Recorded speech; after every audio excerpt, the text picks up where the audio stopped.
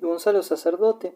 Cuando hablaba de ella tartamudeaba de felicidad, se recogía en una especie de silencio interminable. No había uno de ellos que en ciertas circunstancias se recatara de confidenciar intimidades que un temperamento delicado hubiera mantenido en el más escrupuloso secreto. Con cierto horror se preguntaba Balder, ¿pero qué vida viven estos hombres? ¿Son hipócritas o sensuales? ¿O es que existe el mundo de los que ellos alardean? No era ni lo uno ni lo otro. Después de espiarlos meses, de observarlos continuamente, llegaba a la conclusión de que sus actos eran perfectamente lógicos, explicables. No podían vivir sin ilusiones. Se casaron jóvenes y pronto las ilusiones desaparecieron. Casi todos ellos tenían una base moral que les impedía abandonar a su esposa para seguir a la que amaban. Así creía Balder al principio. Luego constató que tal base moral no existía. Ellos sabían que, de abandonar a su esposa para convivir con la amante, hubieran terminado por hastiarse junto a ésta como ahora se hartaban de monotonía junto a la esposa. Incluso en algunos de ellos se identificaban el embrión de un drama futuro, y como no podía menos que analizar, llegaba entonces a la desoladora conclusión de que ninguna de esas mujeres era responsable del hastío de su marido, de la desolación arenosa de la vida de hogar. No, ellas en el fondo eran tan desdichadas como sus esposos, vivían casi herméticamente enclaustradas en su vida interior, a la cual el esposo entraba por excepción. Esas mujeres honestas, sin dejar de serlo prácticamente, tenían curiosidades sexuales, hambre de aventura, sed de amor. Llegado el momento, por excepción, solo una que otra se hubiera apartado de la línea recta. La conciencia de ellas estaba estructurada por la sociedad que las había deformado en la escuela y como las hormigas o las abejas, que no se niegan al sacrificio más terrible, satisfacían las exigencias del espíritu grupal. Pertenecían a la generación del año 1900. Para sustituir la ausencia de vida espiritual, el religiosismo en su forma de culto es olvidado por las mujeres en cuanto éstas se casan. Iban al cine, leían escasas novelas fáciles, más se interesaban por las intrigas de las actrices de la pantalla y cavilaban sus escándalos y los de sus galanes, cuyos adulterios ofrecían a estas imaginaciones reducidas, pero hambrientas, un mundo extraordinario. Allí no podían entrar los esposos, como en el mundo de la curiosidad femenina tampoco encontraban paso estos hombres cuando estaban de novios. Vivían en monotonía, de la misma manera que sus maridos. La diferencia consistía en que ellas no disfrutaban de ningún derecho, encadenadas por escrúpulos que la educación burguesa les había incrustado en el entendimiento, lo soñaban todo, sin ser capaces por pusilanimidad de tomar nada, y de hacer algo, como ponían ilusión, ejecutaban sus actos con esa efusiva torpeza que caracteriza la falta de training en el pecado. Balder analizaba los problemas que se ofrecían a sus ojos, buscando características de su personalidad a través de ellos. Era un monstruo, era un sensual, no amaba a ninguna de sus amantes y algunas de ellas eran extraordinariamente lindas. Cuando recordaba se encogía de hombros, no animado por orgullo de conquistador fatigado, sino porque comprendía la inutilidad del placer sexual si no se desarrollaba acompañado de amor. Casi todas estas muchachas, sus amigas, pertenecían al grado inmediato que antecede a la mediana burguesía, hijas de empleados o comerciantes, tenían hermanos y novios, empleados o comerciantes, ocupaban por sistema casas cuya fachada se podía confundir con el frente de viviendas ocupadas por familias de la mediana burguesía, no frecuentaban almacén, feria ni carnicería, porque ello hubiera sido un desmedro de su categoría. A la calle salían vestidas correctamente. En ciertas circunstancias un portero no habría podido individualizar a la semiburguesa del aristócrata, como era imposible establecer las diferentes fachadas de las casas ocupadas por esta gente. La finalidad de estas jóvenes era casarse, la finalidad de sus hermanos o novios era engañar mujeres y casarse luego ventajosamente. El matrimonio constituía el punto final de estos machos y de estas hembras. Un claro anormal en la gruesa corriente de pensamiento era casarse por amor. Frecuentemente confundían la pasión amorosa con un blando sentimiento de afecto que les permitía ser dueñas de sí mismas en todas las circunstancias y calcular las ventajas económicas que implicaba el cambio de posición. Ellos no, se casaban cuando no podían más. Las que perdían notoriamente la virgindad antes de casarse eran para todas aquellas otras mujeres que llegaban a vírgenes al matrimonio unas perdidas. Si estas perdidas conseguían casarse, la gente no tenía inconveniente en tratarlas, restituirles su afecto e intimar con ellas. A las mujeres honestas les agrada escarbar en los recuerdos de estas otras, curiosidad que se justifica. cuando uno de hechos tipos de jovencita porteña constituyen el 90% de la población femenina, se encontraba frente a Balder, lo repudiaba de inmediato, se convertía en una amiga. Balder no era como los otros hombres, podían conversar de las penurias de su alma sin que los ojos se les inflamaran de llamaradas de lujuria. Balder compadecía irónicamente a esas muchachas hipócritas, le admiraban y aterrorizaban los simulacros de pasión que tenían que efectuar junto a un imbécil, la gama de aburrimientos que soportaban con la esperanza de liberarse de la tutela familiar en el registro civil. Algunas de estas desgraciadas a los 27 años estaban aún en la masturbación y la mentira, otras, más jóvenes, le hacían preguntas que lo divertían extraordinariamente. ¿Cómo eran los prostíbulos? ¿Sentían felicidad esas mujeres de llevar una vida semejante?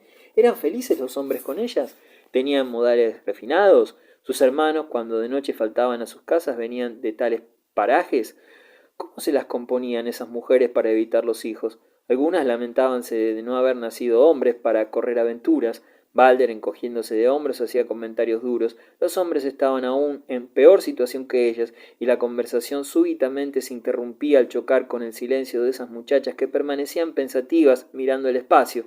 Algunas caras graves, semblantes serios de tensión, lo enternecían. Entonces, para romper la tensión interior de esas almas entristecidas, les daba un papirotazo en la punta de la nariz, preguntándoles irónicamente ¿por qué no conversan de esos asuntos con sus novios?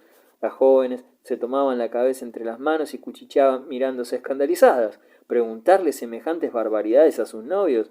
¿Estaba loco Balder? Era imposible. Ellos hubieran pensado terriblemente mal, confundiéndolas con unas locas, o, en caso contrario, tratarían de sacar provecho en una dirección sexual. No, no y no. Los novios estaban colocados en un especialísimo estado mental. Su trato requería determinadas precauciones, cierta técnica y mise en scène. A un futuro esposo no se le manifestaban curiosidades que su estupidez puede considerar como síntomas de tendencias peligrosas. ¿Y qué conversan ustedes entonces? Le preguntaba Balder perplejo, y ellas, haciendo un gesto displicente que podía expresar «Vea la situación a que estamos reducidas», contestaban «¿Y de qué quiere que conversemos?» «De tonterías». Por tonterías entendían el apapanatado merengue del tema amoroso, el silencio de los que nada tienen que decirse, los convencionales «Oh, sí, querida», «Oh, no, precioso». Estos novios, como en otra época Balder, se creían obligados a conversar con la mujer querida únicamente de amor, pareciéndose en algún modo a esos hijos de comerciantes que, devastados por el medio ambiente de la universidad, creen protocolar conversar de literatura cuando se encuentran en presencia de un hombre de letras. Balder se horrorizaba 10 minutos, recordaba las conversaciones mantenidas con su esposo y reconocía que eran más o menos idénticas en estupidez a estas otras que le asombraban. Callaba preocupado. ¿Qué piensa usted, Balder? ¿Qué quiere que piense? Me parece que todos somos unos hipócritas. Sin embargo, no se puede vivir de otra manera. Balder recapacitaba. Sí, se puede vivir. Lo que hay es que somos unos farsantes sin coraje. ¿Qué debe hacerse? ¿Qué debe hacerse? ¿Qué debe hacerse? Lo grave es que mirando alrededor no se descubre nada más que mentiras, y la gente se habituó de tal modo a ellas que cualquier verdad, incluso la más inocente y accesible, les parece una injuria a las buenas costumbres. Otras veces se preguntaba ¿hasta qué punto estos hipócritas aparentan ignorar la verdad para tener pretextos de vivir como perfectos fariseos? ¿Será posible que sostengan a los extremos que lo hacen su comedia? Llegaba inevitablemente a una fatal conclusión. El hogar es una mentira. Existe nada más que de nombre. Sustancialmente, lo que se define por hogar es una posilga, en la cual un macho respetablemente denominado esposo practica los vicios más atroces sin que una hembra, su respetable esposa, se dé por enterada. Pero, ¿y los vicios existían? ¿Qué hogares podían ser aquellos donde tres vidas, padre, madre e hijo, con prescindencia del sexo, vivían internamente separados por el desnivel de sus experiencias? La experiencia del padre era distinta a la de la madre, y la del hijo, referida a estas otras dos experiencias, no guardaba ninguna simetría. Padre, madre, hijo, cada uno giraba vitales intereses distintos, con razones comunes de afecto a la cohesión. Frecuentemente las razones consistían en disciplina, desconocimiento y temor al mundo, sensibilidad pareja, semejanzas psíquicas. Lo evidente es que los deseos de un cuerpo joven y las restricciones morales impuestas por vidas ya agotadas creaban en el rincón de basura invisibles círculos de aislamiento. bajo apariencia de comunión cotidiana, comunión de palabras o gestos, existían murallas y fronteras parecidísimas a las que se interponen entre dos hombres que hablan idiomas distintos. Dicho aislamiento no tan solo dislocaba de la comprensión a padres e hijos, sino que apartaba también a los esposos. Cuando creían intimar era porque conectaban bajezas análogas, superficialidades recíprocas, sus entendimientos se tocaban en la tontería. Si Balder oía decir que un matrimonio se llevaba muy bien, conjeturaba: ¿qué porquerías afines habrá entre esos dos cerdos?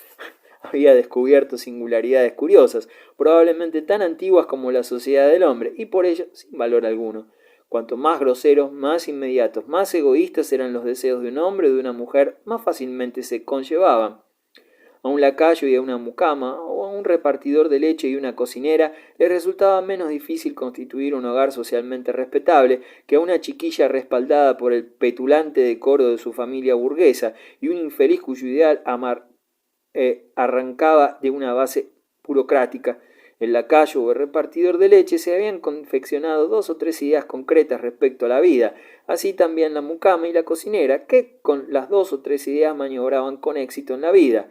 En cambio, los retoños de nuestra burguesía ríspida vivían en disconformidad, no sabían lo que ansiaban ni hacia dónde iban, accidente que no le ocurría a la mucama ni al cocinero. Deseaban acumular dinero, y si venían hijos, estos, en vez de desjarretarse en trabajos rudos que ingresaran a robar a la clase media con el pasaporte de un título universitario.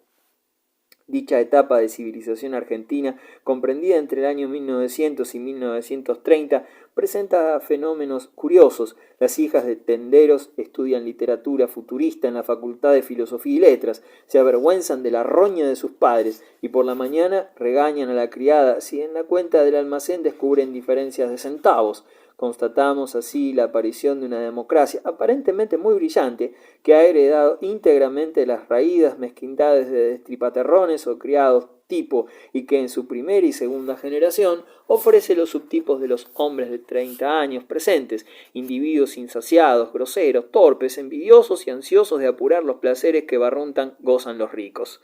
Reconsiderando el fenómeno, Balder quedaba perplejo. Un terrible mecanismo estaba en marcha. Sus engranajes se multiplicaban. Hombres y mujeres constituían hogares basados en mentiras permanentes. Simultáneamente con ello alardeaban tal afán de encumbramiento fácil que a instantes el observador sentía delirio en la estructura de la industria cinematográfica norteamericana, confeccionada especialmente para satisfacer las exigencias primitivas de estos países rurales. El cine, deliberadamente ñoño con los argumentos de sus películas y depravado hasta fomentar la masturbación de ambos sexos, 2 contradicciones hábilmente dosificadas, planteaba como única finalidad de la existencia y cúspide de suma felicidad el automóvil americano, la cancha de tenis americana, una radio con mueble americano y un chalet estándar americano, con heladera eléctrica, también americana. De manera que cualquier mecanógrafa, en vez de pensar en agremiarse para defender sus derechos, pensaba en engatusar con artes de vampiresa a un cretino adinerado que la pavoneara en una voiture. No concebían el derecho social, se prostituían en cierta medida y en determinados casos asombraban a sus gerentes de lujo que gastaban incompatible con el escaso sueldo ganado. Los muchachos no eran menos estúpidos que estas hembras, se trajeaban y dejaban bigotito, plagiando escrupulosamente las modas de 2 o 3 eximios pederastas de la pantalla, a quienes las chicas del continente africano y sudamericano enviaban profusas declaraciones. Un día cualquiera, estas muchachas manoseadas en interminables secciones de cine, masturbadas por sí mismas y los distintos novios que tuvieron, contraían enlace con un imbécil. Este a su vez había engañado, manoseado y masturbado distintas jovencitas idénticas a las que ahora se casaban con él. De hecho, estas demi-vierges que emporcaran de líquidos seminales las butacas de los cines de toda la ciudad se convertían en señoras respetables y también, de hecho, estos cretinos transmutábanse en graves señores que disertaban sobre la respetabilidad del hogar y la necesidad de proteger las buenas costumbres de la contaminación del comunismo.